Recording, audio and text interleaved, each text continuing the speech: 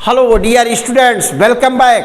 आज मैं आप लोगों के सामने अपने नेक्स्ट वीडियो लेक्चर के साथ हूं, जिसमें हमने प्रीवियस वीडियो लेक्चर में किंगडम मोनेरा की बात किया था और कम्प्लीटली उसको हम लोग बहुत अच्छे तरीके से समझने का प्रयास किए थे। और मैं आज ये उम्मीद करता हूं कि आज का जो हमारा ये वीडियो लेक्चर होगा वो नेक्स्ट हमारे किंगडम पे है, और नेक्स्ट किंगडम हमारा है प्रोटिस्टा। और ये जो प्रोटिस्टा किंगडम है बेटा, ये प्रोटिस्टा किंगडम ग्रीक वर्ड जो हमारा है वो प्रोटिस्टास, ग्रीक वर्ड एक होता है आपका प्रोटिस्टास, और इस प्रोटिस्टास का मतलब आपका होता है बेटा फर्स्ट ऑफ ऑल, यानी कि फर्स्ट ऑफ ऑल यानी सबसे पहले। तो जो ऑर्गेनिज्म वेल डेवलप्ड तरीके से आज हमारे आपके सामने हैं, उनकी शुरुआत प्रारंभिक दौर में जहाँ से हुई, ऐसे ऑर्गेनिज्म को हम बोलते हैं प्रोटिस्टास, ग्रीक वर्ड में, जिसका मतलब होता है फर्स्ट ऑफ ऑल। और जो इस पूरे अर्थ पे वेल डेवलप्ड ऑर्गेनिज्म आपको दिखाई दे रहे हैं एनिमल के कॉन्टेक्स्ट में, उनमें सबसे पहला जो स्वरूप हमको दिखाई दिया, उन सारे ऑर्गेनिजम्स को उनके कैरेक्टरिस्टिक्स के आधार पर हम किंगडम मोनेरा के अंतर्गत स्टडी करते हैं। और इस तरह के ऑर्गेनिजम्स को सबसे पहले इस किंगडम को प्रपोज्ड किया था, इसको प्रपोज्ड किया था हमारे अर्नेस्ट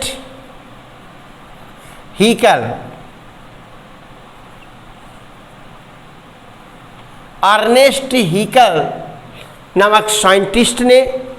और उन्होंने ये बताया कि किंगडम मोनेरा के अंतर्गत हम यूकैरियोटिक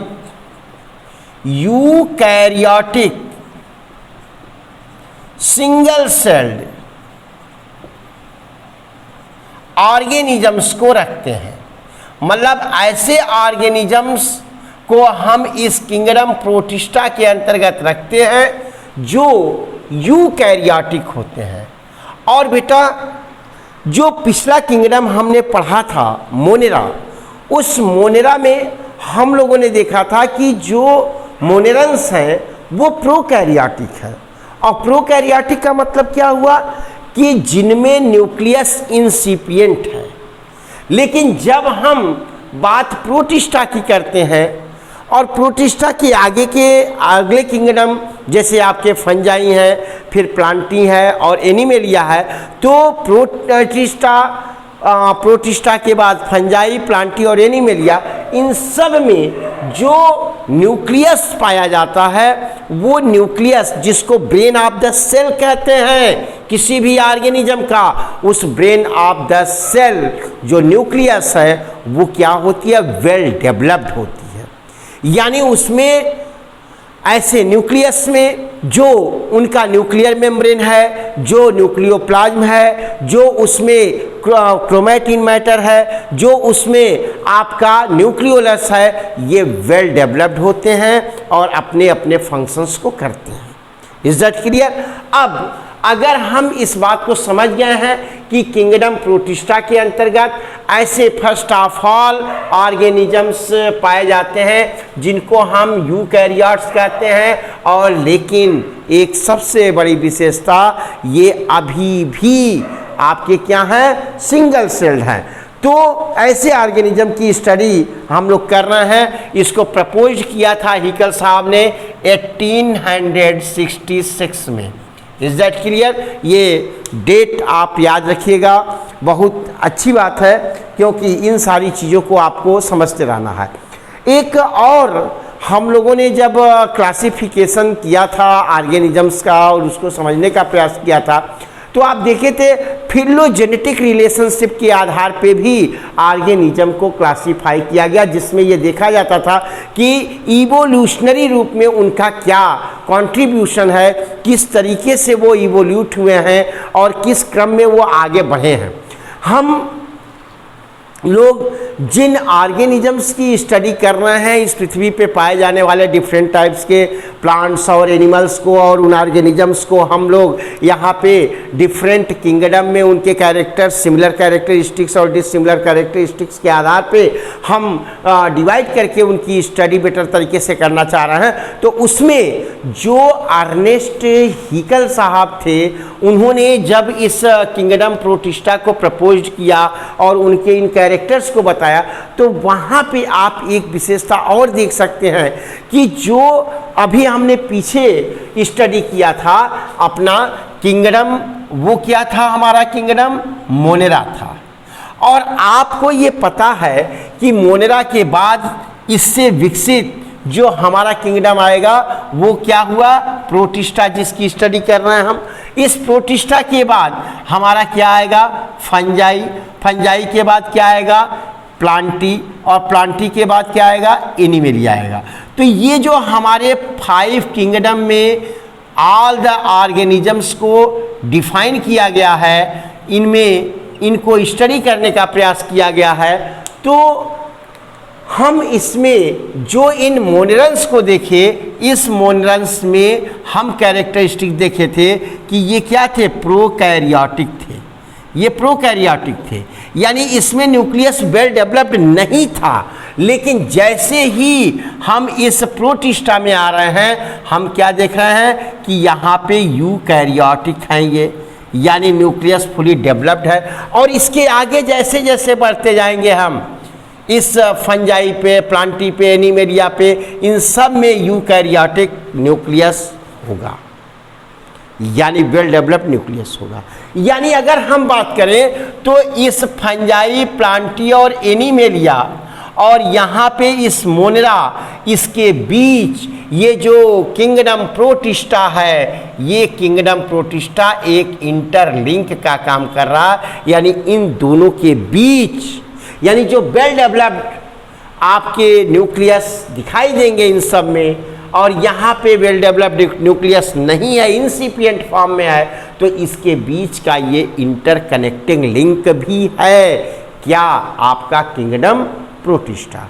अब बेटा हम अगर इस प्रोटिस्टा के कुछ जनरल कैरेक्टरिस्टिक्स की बात करना चाहें, इनके स्ट्रक्चर को समझना चाहें, तो उस कॉन्टेक्स्ट में 2-4 बातों को हम पहले जानते हैं कि जो ये कैरेक्टरिस्टिक्स कुछ इसके दिखाई देते हैं, उसमें हम देखते हैं कि ये यूनिसेलुलर होते हैं, सॉलिटरी है या कॉलोनियल फॉर्म में होते हैं। यूनिसेलुलर का मतलब यानी सिंगल सेल्ड ऑर्गेनिज्म हो गया।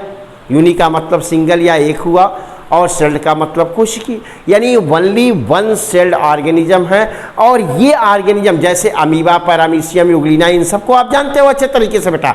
लेकिन कभी कभी इनके कई सारे ऑर्गेनिजम्स जो इस किंगडम प्रोटिस्टा के अंदर पाए जा रहे हैं, वो आपके कॉलोनियल फॉर्म में रहते हैं। कॉलोनियल का मतलब जिस तरीके से मनुष्य एक सामाजिक प्राणी है, अकेले कहीं जंगल में नहीं रह सकता, बल्कि समूह में रहता है।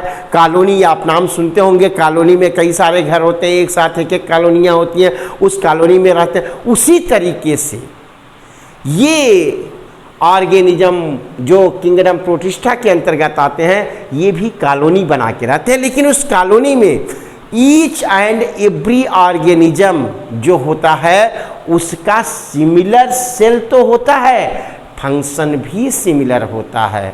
समझ में आई बात? ऐसा नहीं है कि वो एक साथ रहते हैं तो सारे सेल्स मिल करके और अलग अलग तरीके का फंक्शन कर रहे हैं, नहीं, वो सब सिमिलर कैरेक्टरिस्टिक्स को शो करते हैं। Is that clear? दूसरी नंबर चीज कि ऑल आर यूकैरियोट्स, तो इसकी बात कर चुके हम लोग। All need some kind of water, यानी ये पानी की आवश्यकता इनको होती है। Some kinds of water means lake में पाए जाएंगे, आपके पॉन्ड्स में पाए जाएंगे, आपके सी ओशन में पाए जाएंगे, रिवर में पाए जाएंगे, या फिर वेट सॉइल में पाए जाएंगे। यानी कि वाटर कहीं ना कहीं इनके लिए आवश्यक है, इनके लाइफ साइकिल को कंप्लीट करने के लिए। अगली बात अगर हम करते हैं बेटा, तो ये आपके क्या होते हैं? All are aerobic and have mitochondria. ये सब जो आपके किंगडम प्रोटिस्टा के अंतर्गत आते हैं, उस किंगडम प्रोटिस्टा में पाए जाने वाले जितने ऑर्गेनिजम्स हैं, वो सब के सब आपके एयरोबिक भी होते हैं, और इनकी कुछ स्पीसीज जो होती हैं वो कुछ ऑर्गेनिज्म आपके एएरोबिक रेस्पिरेशन को भी शो करते हैं। हम आगे इसको डिस्कस करेंगे, लेकिन एक मेन जो यहाँ डिफरेंस हम आपको बताना चाह रहे हैं बेटा, वो ये बताना चाह रहे हैं कि ये माइटोकॉन्ड्रिया इनमें होती है, और you know very well that mitochondria is the power house of the cell. और यहाँ से एक क्वेश्चन भी बहुत अच्छा पूछा जाता है कि why mitochondria is called power house of the cell. Anybody of you can explain it? What are the reason? Actual reason, please tell me. Try yourself. Yes, very good. That is because respiration takes place in mitochondria. Is that clear? यानी respiration इस mitochondria में ही होता है। That's why आपकी mitochondria power house of the cell कहलाती है।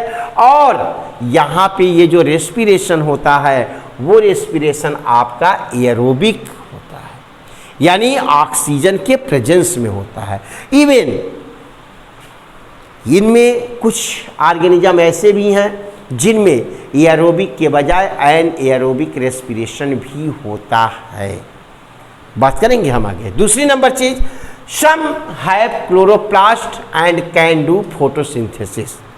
इनमें कुछ ऐसे भी ऑर्गेनिज्म पाए जाएंगे जो कि क्लोरोप्लास्ट में होगा, और due to the presence of chloroplast ये फोटोसिंथेसिस का काम कर सकते हैं, यानी ऑटोट्रॉपिक होते हैं। आप जानते हैं इस बात को अच्छे तरीके से कि क्लोरोप्लास्ट में थैलेक्वाइड्स होता है, थैलेक्वाइड्स में आपके क्लोरोफिल होते हैं, and due to the presence of chlorophyll organisms living things being green in colour, and due to the presence of chlorophyll they are become photosynthetic, and photosynthetic होने की वजह से वो ऑटोट्रॉप्स हो जाते हैं, अपना भोजन स्वयं बना लेते हैं और ऑक्सीजन भी लिबरेट करते हैं। Is that clear?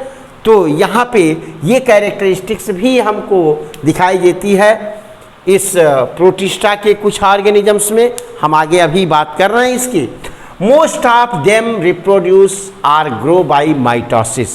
अधिकांश जो इस प्रोटिस्ट में पाए जाते हैं वो ग्रोथ करते हैं, अपना रिप्रोडक्शन भी अपना करते हैं माइटोसिस के माध्यम से।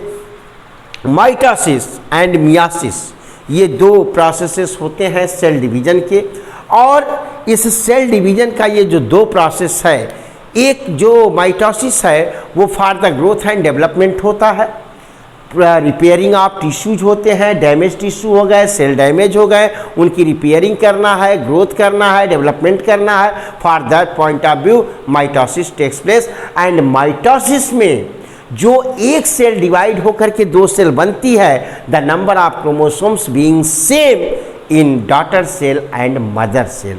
आप जानते हैं बहुत अच्छे तरीके से, मैं यहाँ पे हल्का सा आपको बताने का प्रयास कर रहा हूँ। कुछ जिन लोगों को थोड़ा बहुत क्लियर नहीं होगा उन्हें इससे क्लियर हो जाएगा कि अगर ये कोई एक सेल है, जैसा कि आप जानते हैं कि प्रोटिस्टा भी सिंगल सेल ऑर्गेनिज्म है, तो ये अगर एक सिंगल सेल है और इस सेल में अगर क्रोमोसोम्स का नंबर आप 10 मान लीजिए, तो जब ये डिवाइड होगा तो डिवाइड होने के बाद जो ये दो सेल यहाँ बनेंगी, इन दोनों सेल में भी अगर नंबर ऑफ क्रोमोसोम्स 10 और 10 ही रहे तो ये आपके कहलाएंगे, दोनों सेल आपके क्या कहलाएंगे बेटा? डॉटर सेल कहलाएंगे। और ये जो सेल डिवाइड होकर के दो सेल डॉटर सेल बना रही है उसको हम क्या बोलते हैं? इसको बोलते हैं मदर सेल। यानी कि जो डिवीजन है उस डिवीजन में आपका नंबर ऑफ क्रोमोसोम सेम है, मदर सेल डिवाइड हो रही है, दो डॉटर सेल बन रही है, but both the daughter cell have same number of chromosomes just like mother cell. So this type of क्या नाम है आपका जो डिवीजन होता है उसको हम क्या बोलते हैं, माइटोसिस। और ये डिवीजन क्यों हो रहा है, ग्रोथ एंड डेवलपमेंट के लिए। आप यहाँ देखिए, एक सेल डिवाइड हुआ, 2 सेल बनाया, फिर आगे ये 2 सेल बनाएगा, ये भी 2 सेल बनाएगा, फिर ये 2 सेल बनाएगा, फिर ये 2 सेल बनाएगा। इस तरीके से 1 से 2, 2 से 4, 4 से 8, 16, 32, 64, और इस क्रम में आपके नंबर ऑफ सेल्स इंक्रीज करते जाएंगे, एंड दैट्स वाई ग्रोथ का भी ये एक रीजन होता है। I think you better understood. Next अगर हम बात करें तो ये माइटोसिस के थ्रू ग्रोथ एंड डेवलपमेंट भी करते हैं, और इसके थ्रू डिवाइड करके आपके एक ऑर्गेनिज्म अपने जैसी 2 ऑफस्प्रिंग को जन्म भी देते हैं। दैट्स वाई ये आपके जो कैरेक्टरिस्टिक्स इन ऑर्गेनिजम्स में, इनके कुछ स्पीशीज में पाए जाते हैं, वो आपके क्या होते हैं, रिप्रोडक्शन का भी एक कारक होते हैं, रिप्रोडक्शन भी इनके द्वारा होता है। नेक्स्ट अगर हम बात करें कि जो इनकी कैरेक्टरिस्टिक्स है, वो some of them reproduce by meiosis and fertilization. यानी इनमें कुछ ऑर्गेनिज्म ऐसे भी होते हैं, जैसे आपने यहाँ देखा कि इस प्रोसेस को हम क्या बोल रहे थे, माइटोसिस बोल रहे थे। उसी तरीके से अगर हम मियोसिस को समझने का प्रयास करें तो बेटा कुछ नहीं होगा, सेम प्रोसेस होगा, लेकिन थोड़ा सा डिफरेंस हो जाएगा। और डिफरेंस क्या होगा कि जो ये मदर सेल है, इस मदर सेल से जब डिवीजन होगा और ये मदर सेल से आपके 2 डॉटर सेल बनेंगे, तो नंबर ऑफ क्रोमोसोम्स अगर यहाँ 10 है तो इसमें 5 और इसमें 5 हो जाएगा, यानी number of chromosomes being half in daughter cell. और अगर ऐसा होता है तो क्यों होगा, क्यों इसकी नीड है, आपको आगे सेल एक चैप्टर आएगा बेटा नेक्स्ट यूनिट्स में, उसमें भी सेल के बाद एक चैप्टर फिर आएगा सेल डिवीजन, और उस सेल डिवीजन में हम इसकी बात करेंगे। लेकिन यहाँ थोड़ा सा मैं आपको बता दे रहा हूँ कि जो इस माइटोसिस का रीजन था कि ग्रोथ एंड डेवलपमेंट, उसी तरह से इस मियोसिस का रीजन भी है कि मियोसिस का फॉर्मेशन होता है, मियोसिस का वर्क होता है। क्यों आवश्यक होता है मियोसिस, ताकि गैमीट का फॉर्मेशन हो सके। किसी भी ऑर्गेनिजम्स के अंदर जो उसकी ऑफस्प्रिंग बने, वो ऑफस्प्रिंग आपकी क्या हो, उनमें वेरिएशन आए। और वेरिएशन तभी आ सकता है जब उस ऑर्गेनिज्म के अंदर मियोसिस का प्रोसेस होगा। तो फॉर द एग्जिस्टेंस, और इस एग्जिस्टेंस में भी वेरिएशन, यानी वेरिएशन का मतलब बेटा होता है कि जो ऑर्गेनिज्म बनते हैं, न्यू ऑफस्प्रिंग बनते हैं, वो अपने पेरेंट्स से कुछ कैरेक्टरिस्टिक्स में सिमिलर होने के साथ साथ कई सारे कैरेक्टर उनमें ऐसे होते हैं जो उनके पेरेंट से डिफरेंट होते हैं। और ये जो डिफरेंट कैरेक्टरिस्टिक्स होते हैं उन्हीं को हम वेरिएशन कहते हैं। और ये डिफरेंट कैरेक्टरिस्टिक्स आपके इस मियोसिस के प्रोसेस के थ्रू ही आते हैं, क्योंकि आगे हम बात करेंगे मियोसिस में कई स्टेजेज होती हैं जिनमें क्रॉसिंग ओवर होता है, और वो इसका मेन कारण होता है। तो ये मियोसिस और मियोसिस के थ्रू आपके जो गैमीट्स बनेंगे, उस गैमीट्स का फ्यूजन होगा, यानी कि उसका फर्टिलाइजेशन होगा, और उस फर्टिलाइजेशन से आपके जाइगोट बनेंगे। यानी कि अगर हम बात करें तो ये अगर आपका डिप्लॉयड सेल होगा तो यहाँ क्रोमोसोम्स की संख्या हाफ हो रही है, यानी ये हैप्लॉयड हो जाएंगे। और जब ये 2 हैप्लॉयड गैमीट बनेंगे, अगर मान लो एक मेल गैमीट बन गया और दूसरा फीमेल गैमीट बन गया, तो इस मेल और फीमेल गैमीट का जब फर्टिलाइजेशन होगा तो इससे आपके जाइगोट बनेंगे, और ये जाइगोट भी आपका क्या हो जाएगा फिर 2n, क्योंकि ये n है, ये n है, तो फिर 2n, यानी कि ये क्या हो जाएगा, डिप्लॉयड हो जाएगा। जबकि जो आपकी एक सेल थी वो सेल आपकी ऑलरेडी डिप्लॉयड थी, लेकिन अब डिप्लॉयड होती और 2 तरह के गैमीट का फॉर्मेशन जो हो रहा है, और ये दोनों गैमीट अगर इस तरीके से फॉर्म होते तो वो डिप्लॉयड ही होते, तो फिर ये कैरेक्टरिस्टिक्स नहीं आ पाती। इसलिए इनके हैप्लॉयड बनाने के लिए और इन दोनों मेल और फीमेल से मिल करके फिर डिप्लॉयड आपके ऑर्गेनिज्म बनने के लिए आवश्यक था। फिलहाल आगे अगर हम बात करें तो मिनी स्पेसीज, जो कई सारी स्पेसीज इस प्रोटिस्टा की पाई जाती हैं बेटा, वो प्रोटिस्टा की स्पेसीज में सिस्ट का फॉर्मेशन होता है इन एडवर्स कंडीशन। तो सिस्ट फॉर्मेशन बेसिकली ये एडवर्स कंडीशन में बनते हैं, और एडवर्स कंडीशन बेटा वो होता है जब फेवरेबल कंडीशन ना हो।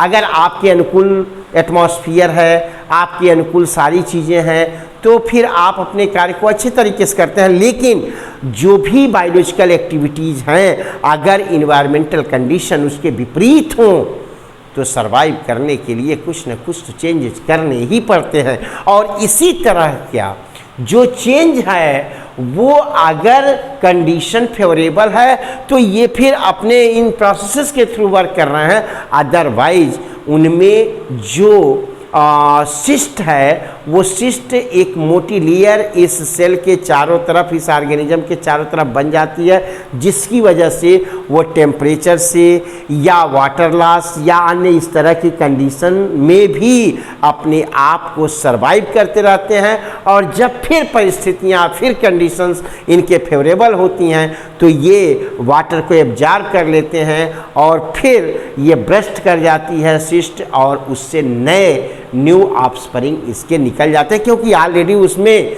बाइनरी फिशन या फिर डिवाइडेशन का काम होता रहता है। Is that clear? नेक्स्ट जो पॉइंट है इसमें कि they form major component of plankton. ये प्लैंकटन जो होता है बेटा वो बेसिकली वाटर में तैरने वाले ऑर्गेनिजम्स को कहते हैं।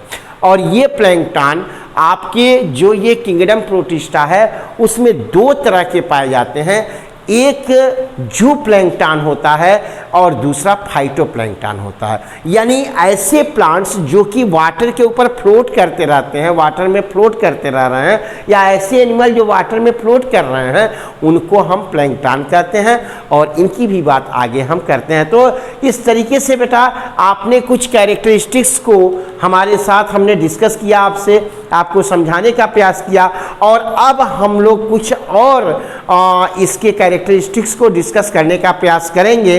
तो इस कॉन्टेक्स्ट में हम लोग बात करते हैं सबसे पहले, अगर जो भी अभी हमने कैरेक्टरिस्टिक्स को यहाँ पे आपके सामने डिस्कस किया है उसके आधार पे अगर हम देखें तो अगर इसके एक स्ट्रक्चर को हम बनाने का प्रयास करें तो उसके कॉन्टेक्स्ट में किसी भी ऑर्गेनिज्म का इसके अंतर्गत जो पाया जा रहा है, अब जनरली जो आपके प्रोटिस्ट होते हैं उसमें आपने देखा कि फर्स्ट ऑफ ऑल अगर एनिमल के कॉन्टेक्स्ट में बात करें तो सबसे पहले इस तरह की कैरेक्टरिस्टिक्स जो यूकैरियोटिक सेल है उस कॉन्टेक्स्ट में हमको जो दिखाई देते हैं इसमें अमीबा, पैरामीशियम, यूग्लिना ये सब दिखाई देते हैं। तो अगर हम एक स्ट्रक्चर बनाएं यहाँ पे तो आप देखो बेटा कि सबसे बाहर की जो लेयर इसमें होती है ना इस तरीके की, ये बाहरी लेयर जो इसमें ऐसे ऑर्गेनिज्म में पाई जा रही है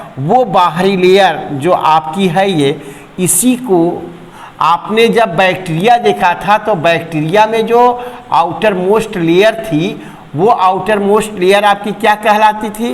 वो सेल वॉल कहलाती थी।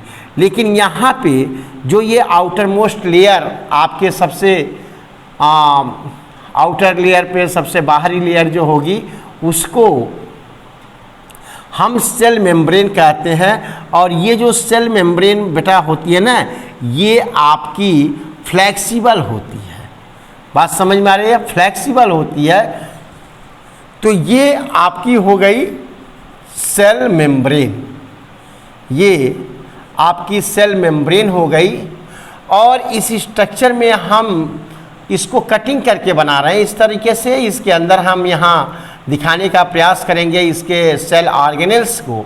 यहाँ इसका जो ये साइटोप्लाज्मिक इंक्लूजन होता है यहाँ से इस तरह का स्ट्रक्चर निकलता है जिसको हम फ्लैजेला कहते हैं। और इस फ्लैजेला की वजह से इसमें मूवमेंट होते हैं, इसमें गति होती हैं, ये एक स्थान से दूसरे स्थान पे जा सकते हैं। और प्लस अगर इस कैरेक्टरिस्टिक्स को हम देखते हैं तो इसकी वजह से ये चल होते हैं, यानी मोटाइल होते हैं, यानी कि फ्लैजेला की वजह से इनमें लोकोमोशन का काम होता है। ये एक स्थान से दूसरे स्थान पे जा सकते हैं और प्लस एक और काम इनका होता है, ये फूड को कैप्चर करने का भी कार्य इसी से करते हैं, तो कैप्चरिंग ऑफ फूड भी करते हैं। दूसरी नंबर चीज़, जो ये सेल मेम्ब्रेन होती है, यह सेल मेम्ब्रेन बेटा आपके 2-3 तरह के पदार्थों की अलग अलग स्पीसीज में अलग अलग तरीके से पाई जाती है। जैसे कुछ में ये बहुत ही ज़्यादा फ्लेक्सिबल होती है, तो पेलिकल इसको बोलते हैं। कुछ में ये सेलुलोज की भी बनी होती है। बात समझ में आ रही है आपके? तो ये इनका एक फ्लेक्सिबिलिटी है, लचीलापन इनमें है, वो कैरेक्टरिस्टिक्स इनके सेल मेम्ब्रेन में इसी की वजह से आता है। ठीक है, इज दैट क्लियर बेटा? और आगे हम देखते हैं कि जो ये पेलिकल है या फिर क्यूटिकल है इसमें, या फिर सेल है, तो सेल का मतलब यहाँ पे ये सेल, ये CELL सेल नहीं है, SHELL है सेल। सेल का मतलब कवच टाइप का होता है, मोटा लेयर होता है। तो ये चाहे सेल के रूप में हो या फिर क्यूटिकल के रूप में हो, मोटी लेयर के रूप में हो, ये सेलुलोज की भी बनी हो सकती हैं और ये पेलिकल के नाम से भी जानी जाती हैं, कारण कि इनमें फ्लेक्सिबिलिटी होती है, लचीलापन होता है। अब अगर इसके अंदर हम देखें बेटा, तो यहाँ पे हमको आपके इस, चूँकि हमने यहाँ से कट कर दिया तो इंटरनल स्ट्रक्चर को इसको यहाँ से देख सकते हैं। और इस इंटरनल स्ट्रक्चर की अगर हम बात करेंगे यहाँ पे, तो इसके अंदर इस तरीके से फ्लूइड एक पाया जाएगा और इस फ्लूइड को बेटा हम क्या बोलते हैं? साइटोप्लाज्म बोलते हैं। साइटोप्लाज्म बोलते हैं, यानी कोशिका द्रव्य ये होता है। और इसी साइटोप्लाज्म में चाहे वो इसकी माइटोकॉन्ड्रिया हो, एक और बात यहाँ से बेटा आपके समझ में आएगी कि जो ये माइटोकॉन्ड्रिया होती है, उस माइटोकॉन्ड्रिया को अभी हमने आपको बताया था कि mitochondria is power house of the cell, और ये बेसिकली रेस्पिरेशन का काम करती है। इसकी वजह से एनर्जी यहाँ पे फार्म हो रही है, और वो एनर्जी किस रूप में फार्म होती है? ATP के रूप में फार्म होती है। ये जो माइटोकॉन्ड्रिया सेल ऑर्गेनेल्स यहाँ पे आपके प्रोटिस्टा में पाई जा रही है, क्या माइटोकॉन्ड्रिया, यहाँ से एक मेरा क्वेश्चन है बेटा कि क्या माइटोकॉन्ड्रिया आपके प्रोकैरियोटिक सेल जो होते हैं मोनेरन्स किंगडम में, क्या उनमें पाई जाती है? बताएं आप, थिंकिंग करिए इसकी। यस, नहीं पाई जाती। यानी कि जो आपका मोनेरन्स किंगडम मोनेरा है, उसमें प्रोकैरियोटिक सेल है, और प्रोकैरियोटिक सेल में सेल ऑर्गेनेल्स के रूप में अगर आप बात करें तो माइटोकॉन्ड्रिया या क्लोरोप्लास्ट, ये सब नहीं पाया जाता बेटा। यानी फिर उसमें एनर्जी को प्राप्त करने के लिए, अपने बायोलॉजिकल एक्टिविटीज़ को पूरा करने के लिए एनर्जी कैसे मिलती है? हालांकि वो भी तो सरवाइव कर रहे हैं। तो वहाँ पे माइटोकॉन्ड्रिया अगर प्रेजेंट नहीं है, तो फिर किस तरीके से वो एनर्जी को लेते हैं? ठीक, वहाँ पे बेटा मीसोसोम्स नामक एक मीसोसोम्स, मैं यहाँ लिख दे रहा हूँ, मीसोसोम्स नामक एक स्ट्रक्चर वहाँ पाया जाता है, जो बेसिकली इस सेल मेम्ब्रेन का, आपके मोनरन्स में मैं बात कर रहा हूँ, हालांकि बता यहाँ रहा हूँ कि मोनरन्स में इस तरीके से इन्वेजिनेशन होता है किसका? इस आपके जो यहाँ पे आपकी ये सेल मेम्ब्रेन है और इस तरह के स्ट्रक्चर को हम क्या बोलते हैं, मीसोसोम्स बोलते हैं। हालांकि वो इसमें प्रोटिस्टा में नहीं है, मैं यहाँ समझा रहा हूँ आपको। इस तरह का स्ट्रक्चर जो मीसोसोम्स होता है वो मीसोसोम्स रेस्पिरेशन का काम करता है, यानी इससे यहाँ पे एनर्जी मिलती है, किसमें, किंगडम मोनेरा में, बैक्टीरिया में। Is that clear? जबकि हम यहाँ की बात करें या इसके आगे जो भी प्रोटिस्टा के आगे फंजाई है, प्लांटी है, एनिमेलिया है, तो वहाँ पे इसके लिए माइटोकॉन्ड्रिया पाई जाएगी। Is that clear? चलिए, तो एक कॉन्सेप्ट आपको यहाँ से भी मिल गया और इसे आप भूलिएगा नहीं बेटा, हमेशा लर्न करिएगा, ये फैक्ट भी आपका है और कॉन्सेप्ट भी है। दूसरी नंबर चीज़ कि जो ये माइटोकॉन्ड्रिया हो गई, इसके अलावा इसमें आपका क्लोरोप्लास्ट भी पाया जाता है बेटा। अभी हमने आपसे डिस्कस किया था कि जो ये क्लोरोप्लास्ट होते हैं, इस क्लोरोप्लास्ट में आपके क्या होते हैं, ये थैलेक्वाइड्स होते हैं और इस थैलेक्वाइड्स में ये आपका क्लोरोप्लास्ट है और इस क्लोरोप्लास्ट में आपके थैलेक्वाइड्स होंगे और ये जो थैलेक्वाइड्स होंगे, इस थैलेक्वाइड्स के अंदर बेटा आपके क्या होते हैं, क्लोरोफिल होते हैं और due to presence of chlorophyll ये ग्रीन कलर के होते हैं। और दूसरी नंबर चीज़ कि ये फोटोसिंथेसिस कर सकते हैं और तीसरी नंबर चीज़ कि जैसे ही फोटोसिंथेसिस करेंगे तो इसके थ्रू वो अपना फूड भी बना लेंगे और प्लस दूसरी नंबर चीज़ कि वो ऑक्सीजन को लिबरेट करेंगे, यानी इस फूड की बनाने की वजह से वो क्या कहलाएंगे, ऑटोट्रॉफ्स कहलाएंगे। इज दैट क्लियर बेटा? दूसरी नंबर चीज़ कि इसमें प्रोटिस्टा की जब हमने शुरुआत किया है तो वहाँ हमने आपको बताया कि ये यूकैरियोटिक है और यूकैरियोटिक का मतलब होता है कि वेल डेवलप्ड न्यूक्लियस इसमें पाया जाता है, जो एक कनेक्टिंग लिंक भी है आपके मोनेरा और उसके आगे वाले डेवलप्ड जो किंगडम हैं आपके, फंजाई है, प्लांटी है और एनिमेलिया है। तो प्रोटिस्टा आपके इस मोनेरा और इसके आगे आने वाले जो फंजाई हैं या प्लांटी हैं या एनिमेलिया किंगडम है, इनके बीच का ये कनेक्टिंग लिंक भी होता है। Is that clear? दूसरी नंबर चीज, तो इसीलिए यहाँ पे जो न्यूक्लियस होगा बेटा ना, वो nucleus double layer nuclear membrane से घिरा होगा, यानी डबल लेयर न्यूक्लियर मेम्ब्रेन इसमें पाई जाएंगी। Is that clear? दूसरी नंबर चीज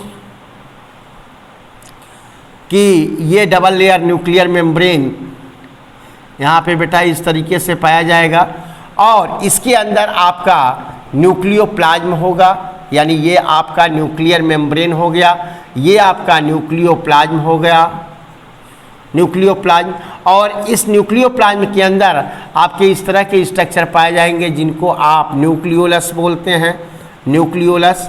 और फिर यहाँ पे आपका क्रोमैटिन मैटर भी पाया जाता है। तो इस तरीके से आपका वेल डेवलप्ड न्यूक्लियस आपको यहाँ पे दिखाई देता है। न्यूक्लियस ये आपको दिखाई देता है कहाँ पे, आपके किंगडम प्रोटिस्टा के अंतर्गत। इज दैट क्लियर बेटा? आप लोगों को कोई प्रॉब्लम हो रही हो तो बताएं, यहाँ तक आपके समझ में आ गई बातें? ठीक है,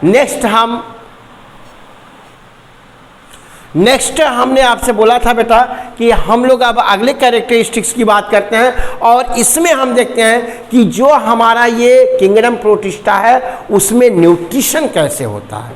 तो न्यूट्रिशन आपका बेसिकली, हम न्यूट्रिशन इन अगर प्रोटिस्टा की बात करें तो आप एक एक करके मेरे साथ समझने का प्रयास करिएगा कि न्यूट्रिशन मतलब होता है बेटा कि किसी भी ऑर्गेनिज्म के द्वारा अपने सर्वाइवल के लिए, अपने बायोलॉजिकल एक्टिविटीज को संचालित करने के लिए उसे आवश्यकता होती है किसकी, एनर्जी की। और वो एनर्जी उसको कहाँ से मिलती है, वो न्यूट्रिएंट से मिलती है, जो पोषक तत्व होते हैं, जो कार्बोहाइड्रेट्स हैं, प्रोटीन्स हैं, फैट्स हैं, विटामिन्स हैं, मिनरल्स हैं।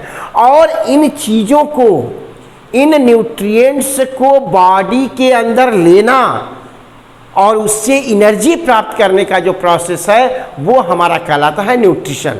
तो बेटा हम देखते हैं कि इस प्रोटिस्टा में, किंगडम प्रोटिस्टा में न्यूट्रिशन कैसे होता है। और एक चीज़ और देखिए बेटा कि जैसे जैसे आप हायर लेवल पे बढ़ते जाएंगे वैसे वैसे वहाँ पे डिफरेंसेस बहुत ही क्लियर कट होंगे। लेकिन जैसे जैसे आप लोअर लेवल पे आएंगे, आप किंगडम एनिमेलिया की बात करें तो वो हेटेरोट्रॉप्स है, यानी दूसरे पे अपने न्यूट्रिशन के लिए निर्भर है। अगर वहीं आप किंगडम प्लांटी की बात करें तो किंगडम प्लांटी में फोटोसिंथेटिक कैरेक्टरिस्टिक्स है, यानी वो ऑटोट्रॉप्स है, सेल्फ अपना न्यूट्रिशन कर सकते हैं फोटोसिंथेसिस के थ्रू। लेकिन जैसे ही आप वहाँ से नीचे की तरफ आएंगे, और अभी तो हम शुरुआती दौर की बात कर रहे हैं, किंगडम मोनेरा की बात कर लिया हमने, किंगडम प्रोटिस्टा की बात कर रहे हैं, और धीरे धीरे स्टेप बाय स्टेप हम आगे बढ़ रहे हैं। तो यहाँ पे देखते हैं तो यहाँ पे हमको बहुत सारी डाइवर्सिटी दिखाई देगी, विविधता दिखाई देगी इनके न्यूट्रिशन में। वो प्लांट और एनिमल की तरह से हेटेरोट्रॉप या ऑटोट्रॉप नहीं होंगे, बल्कि उनमें ये कई मेथड पाए जाएंगे। हम उस मेथड की बात कर रहे हैं।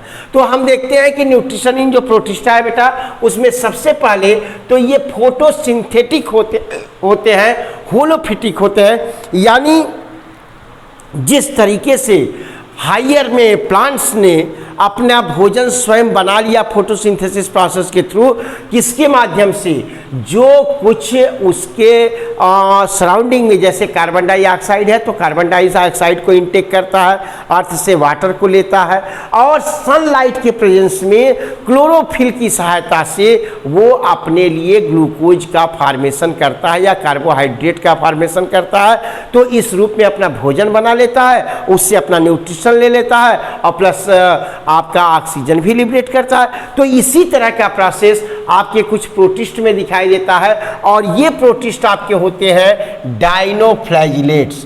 तो डाइनोफ्लैजिलेट्स हैं, डाइएटम्स हैं और यूग्लिनाइड्स हैं। तो ये जो आपके प्रोटिस्ट हैं, डाइनोफ्लैजिलेट्स, डाइएटम्स और यूग्लिनाइड, इनमें होलोफिटिक या फोटोसिंथेटिक मोड ऑफ न्यूट्रिशन पाया जाता है, यानी ये ऑटोट्रॉप्स हैं।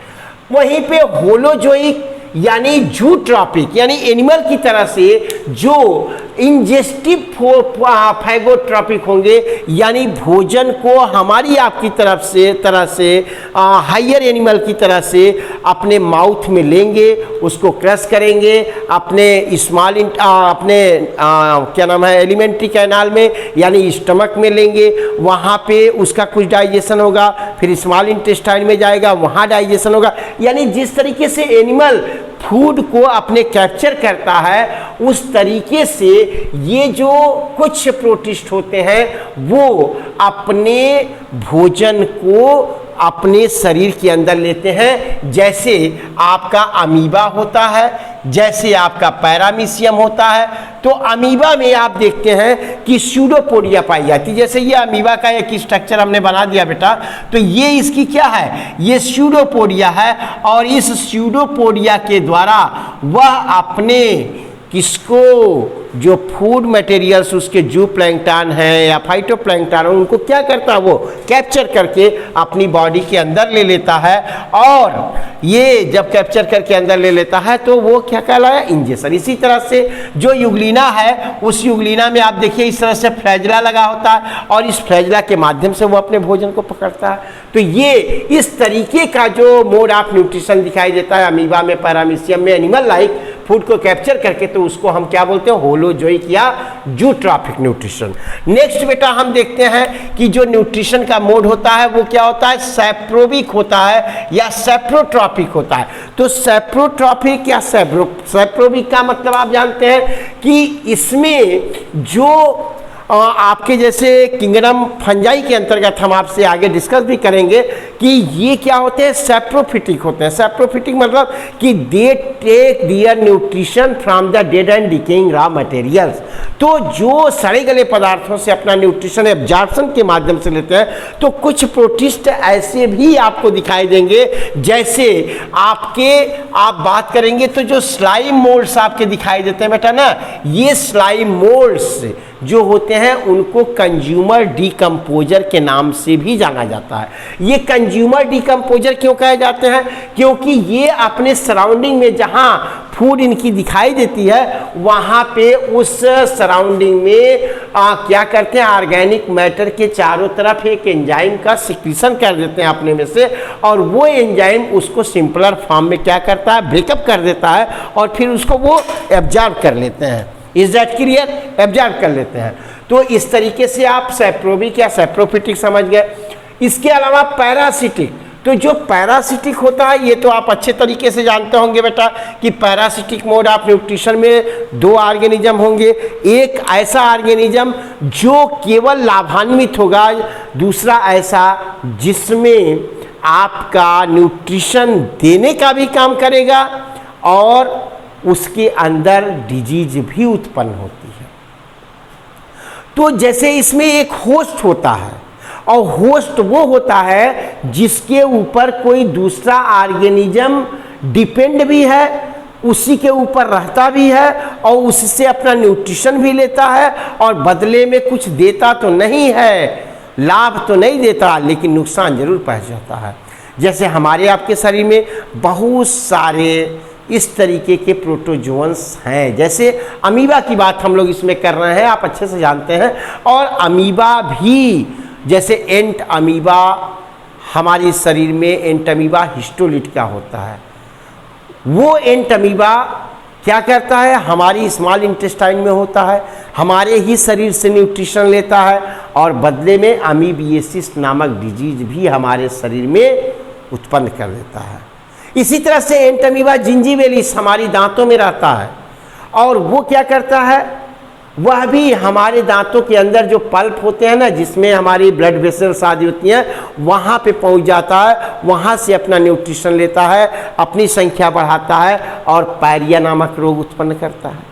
यानी ये जो पैरासिटिक मोड ऑफ न्यूट्रिशन है, इसमें दो ऑर्गेनिज्म, अब हम आप क्या हो गए, एंट अमीबा हिस्टोलिट का या एंट अमीबा जिंजिवेलिस के लिए होस्ट हो गए। तो ह्यूमन बीइंग क्या हुआ, होस्ट हुआ। उसी के शरीर पे, हमारे शरीर में वो रहेंगे, इंडोपैरासाइट्स हैं, शरीर के अंदर रहेंगे, हमारी दांतों में रहेंगे, हम ही से अपना न्यूट्रिशन लेंगे और बदले में हमारे शरीर में डिजीज भी काज करते हैं। तो this type of mode of nutrition is called parasitic. इसके अलावा बेटा मिक्सोट्रॉपिक मोड ऑफ न्यूट्रिशन होता है। और अगर मिक्सोट्रॉपिक मोड ऑफ न्यूट्रिशन की बात करें तो यहाँ पे अगर किसी ऑर्गेनिज्म में दो तरीके से भोजन को लेने के या न्यूट्रिशन को लेने की प्रक्रिया हो, जैसे आप यूग्लिना की बात करें तो यूग्लिना में अभी हमने फिगर बनाया था यहाँ पे, उसमें आपने देखा कि यूग्लिना में क्लोरोप्लास्ट भी पाया जा रहा है। और जो क्लोरोप्लास्ट होता है यूग्लिना में, उस क्लोरोप्लास्ट की वजह से उसमें थैलेक्वाइड है और थैलेक्वाइड के अंदर क्लोरोफिल है। यानी जब सनलाइट प्रेजेंट होती है तो एट दैट कंडीशन यूग्लिना क्या करता है कि फोटो ऑटोट्रॉपिक, यानी कि वह फोटोसिंथेसिस के तरीके से अपना न्यूट्रिशन लेने में सक्षम होता है। लेकिन जब अंधेरे में रहता है तो उसमें फ्लैजेला भी है, आपको यहाँ बनाया हुआ, और इस फ्लैजेला के माध्यम से हमने आपको बताया कि वो फूड को कैप्चर करने का काम करता है। पहले भी अभी थोड़ी देर पहले हमने बताया था, अभी शुरुआत के हमारे इस वीडियो लेक्चर को आप देखेंगे तो हमने बताया कि इस फ्लैजेला का काम दो तरीके का होता है। इसकी वजह से ये मूवमेंट भी करता है, मोटाइल भी होता है, एक स्थान से दूसरे स्थान पे जाता भी, और दूसरी नंबर चीज फूड को कैप्चर करने का भी काम किया। यानी दो तरह का न्यूट्रिशन इसमें मिला, एक एनिमल टाइप और दूसरा प्लांट टाइप। तो उसको क्या बोलेंगे, मिक्सोट्रॉपिक। आप इसमें यूग्लिना आपका एग्जाम्पल हो जाएगा। फिर एक नेक्स्ट अगर हम बात करें बेटा तो वो सिम्बियोटिक मोड ऑफ न्यूट्रिशन भी इसमें पाया जाता है। और सिम्बियोटिक मोड ऑफ न्यूट्रिशन जो होता है उसकी बात करें तो इसमें हमारे आते हैं कुछ प्रोटिस्ट जिनका नाम हमारे आपके अंदर देख सकते हैं हम, जैसे जूफ्लैजिलेट्स होते हैं। ये जूफ्लैजिलेट्स ट्राइकोनिम्फा होता है, इसके अलावा लोफोनिम्फा होता है। तो ये जो जूफ्लैजिलेट्स हैं, ट्राइकोनिम्फा है, लोफोमोनास है, ये कहाँ पे रहते हैं, ये इंटेस्टाइन में होते हैं, किसके, टर्माइट्स के या वुड रॉकेट्स के, यानी जो लकड़ी खाने वाले होते हैं ना उनके अंदर। और टर्माइट्स में इनमें भी क्या करते हैं, ये इनके शरीर में रहते हैं और वहाँ पे ऐसे एंजाइम को सिक्रीट करते हैं जो सेलुलोज को पचाने का काम करता है। यानी ये जो फ्लैजिलेट्स हैं, ट्राइकोनिम्फा है, लोफोमोनास है, ये आपके इस कैटरपिलर जो वुड को खाने वाले हैं उनको, टर्माइट्स या वुड रॉकेट्स, इनके इंटेस्टाइन में रहते हैं और चूंकि वो लकड़ी को खाते हैं, लकड़ी में क्या होता है, सेलुलोज होता है और उस सेलुलोज को पचाने में ये टर्माइट्स या वुड रॉकेट्स का क्या करते हैं, मदद करते हैं। यानी जो इनके द्वारा एंजाइम सिक्रीट होता है जो सेलुलोज को ग्लूकोज में कन्वर्ट कर देता है और इस ग्लूकोज को फिर ये दोनों पैरासाइट्स की तरह से नहीं कि केवल एक को लाभ हो रहा है दूसरे को नुकसान हो रहा है, बल्कि इनमें दोनों को लाभ होता है। यानी कि जो कैटरपिलर हैं वो आपके इस लकड़ी को खा रहे हैं, उस लकड़ी वाले जो सबस्टेंसेस है उसमें सेलुलोज है, लेकिन इसके अंदर वो सेलुलोज पचाने की क्षमता नहीं है।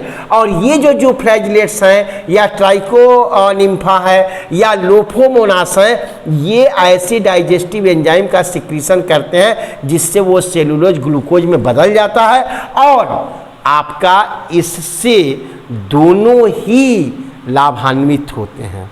तो इस तरह का जो न्यूट्रिशन है उसको सिम्बियोटिक कहते हैं। लास्ट हम देखते हैं पिनोसाइटोसिस के प्रकार का एक न्यूट्रिशन इसमें पाया जाता है जिसको पिनोसाइटोसिस कहते हैं। इसमें बेटा सॉल्युबल ऑर्गेनिक सबस्टेंसेस जो होते हैं जैसे साल्ट्स हैं, इनको वो क्या करते हैं, हम जानते हैं कि ये एब्जॉर्ब्ड इन अमीबा के द्वारा एब्जॉर्ब कर लिया जाता है और अदर थ्रू पिनोसाइटोसिस। यानी कि जो ये पिनोसाइटोसिस का प्रोसेस है न्यूट्रिशन को लेने का, उसमें अमीबा को भी हम देख सकते हैं और इसके अलावा कुछ अदर ऑर्गेनिजम्स को भी देख सकते हैं जो इस पिनोसाइटोसिस के माध्यम से सॉल्युबल ऑर्गेनिक सबस्टेंसेस और साल्ट्स के द्वारा अपने न्यूट्रिशन को लेने का काम करते हैं। तो इस तरीके से बेटा हमने देखा कि जो न्यूट्रिशन इन प्रोटिस्टा है वो केवल हायर एनिमल की तरह से नहीं है, बल्कि उसमें photosynthetic, holozoic, saprobic, parasitic, mixotrophic, symbiotic और पिनोसाइटोसिस, ये इतने तरीके से ये अपना न्यूट्रिशन ले सकते हैं। Is that clear?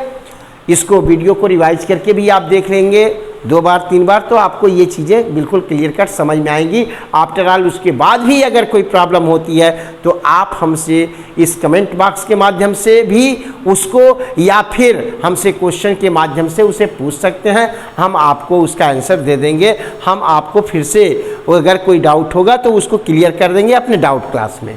ओके, अब हम नेक्स्ट टॉपिक को जो शुरू करेंगे उसका कुछ क्लू आपको दे रहे हैं बेटा। जो नेक्स्ट हमारा टॉपिक होगा वो नेक्स्ट टॉपिक होगा कि जो ये प्रोटिस्ट है ना, ये प्रोटिस्ट को हम फिर अलग अलग, अब चूंकि आपने सारे कैरेक्टर्स को इनके देख लिया, उस कैरेक्टर्स के आधार पे ये जो वेरिएशंस आपको दिखाई दे रहे हैं उनके न्यूट्रिशन में या अन्य सारा जो भी, तो उनको हम एक एक करके किस तरीके से हम जो प्रोटिस्ट हैं वो प्रोटिस्ट का जो मेजर ग्रुप्स हम बना सकते हैं वो आपके क्या है, plant like photosynthetic and aquatic. यानी ऐसे प्रोटिस्ट जो प्लांट की तरह से बिहेव करते हैं और एक्वेटिक होते हैं उनको हम क्या बोलते हैं, एल्गी बोलते हैं। Is that clear? यानी जो एल्गी है वह एल्गी प्लांट लाइक फोटोसिंथेटिक और एक्वेटिक नेचर का है। अब इसमें तो कोई प्रॉब्लम नहीं होगी। दूसरे कुछ प्रोटिस्ट ऐसे होते हैं जिनका मेजर ग्रुप्स होता है वो फंगस लाइक होते हैं, यानी कंज्यूमर डिकम्पोजर टाइप के होते हैं जो मोटाइल भी होते हैं और प्रोड्यूस स्पोर्स, उनमें रिप्रोडक्शन के लिए स्पोर्स का फार्मेशन भी किया जाता है। तो ऐसे ऑर्गेनिज्म को जो प्रोटिस्ट में पाए जाते हैं स्लाइम मोल्ड्स कहते हैं। और तीसरा प्रोटोजोवन प्रोटिस्ट होते हैं बेटा, और ये प्रोटोजोवन प्रोटिस्ट जो होते हैं वो बेसिकली एनिमल लाइक यूनिसेलुलर और एक्वेटिक होते हैं। तो इस तरीके से हम अपने नेक्स्ट टॉपिक में जो आपसे बात करेंगे वो प्रोटिस्ट के मेजर ग्रुप्स की बात करेंगे, और ये मेजर ग्रुप्स जो प्लांट लाइक होंगे फोटोसिंथेटिक एक्वेटिक एल्गी के रूप में, जो फंगस लाइक कंज्यूमर डिकम्पोजर या प्रोड्यूस स्पोर मोटाइल होंगे उनको स्लाइम मोल्ड्स के रूप में, और जो एनिमल लाइक यूनिसेलुलर और एक्वेटिक होंगे उनको प्रोटोजोवन प्रोटिस्ट के रूप में हम स्टडी करेंगे। और थोड़ी सी अगर बात हम करें प्लांट लाइक जो प्रोटिस्ट है जिनको हम एल्गी के रूप में जानते हैं, नोन एज यूनिसेलुलर एल्गी या फाइटोप्लैंक्टन, और इसी की बात हम लोग आगे करेंगे।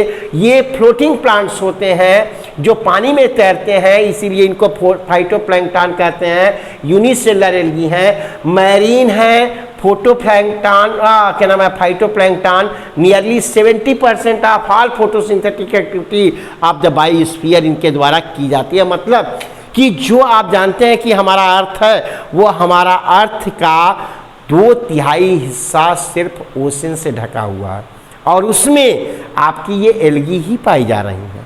और ये एल्गी जो टोटल फोटोसिंथेसिस के प्रोसेस के थ्रू हमारा ऑक्सीजन लिबरेट हो रहा है, फोटोसिंथेसिस का प्रोसेस हो रहा है, उसमें 70% कंट्रीब्यूशन इन फाइटोप्लैंक्टन्स का ही है। ये कुछ मैं आपको मिसलेनियस जानकारियां दे रहा हूं, आप इसको पढ़ भी लीजिएगा एक बार, और इसके बारे में थोड़ा सा सेल्फ स्टडी भी कर लीजिएगा। हम अपने अगले नेक्स्ट वीडियो लेक्चर में इनके बारे में बात करेंगे। They utilize carbon dioxide and release oxygen, is that clear. और अगर इनका डिवीजन करेंगे तो chrysophyta means golden brown algae और डाइएटम्स की बात हम इसमें करेंगे। जो पायरोफाइटा होगा उसमें डाइनोफ्लैजिलेट्स की बात करेंगे, और जो यूग्लिनोफाइटा होगा उसमें हम यूग्लिनाइड्स की बात करेंगे। तो इस तरीके से हम लोग अपना जो नेक्स्ट वीडियो लेक्चर हमारा होगा वो इन मेजर ग्रुप्स पे होगा, प्रोटिस्टा के, एल्गी, स्लाइम मोल्ड्स और प्रोटोजोन्स पे। ओके, तब तक के लिए थैंक यू वेरी मच।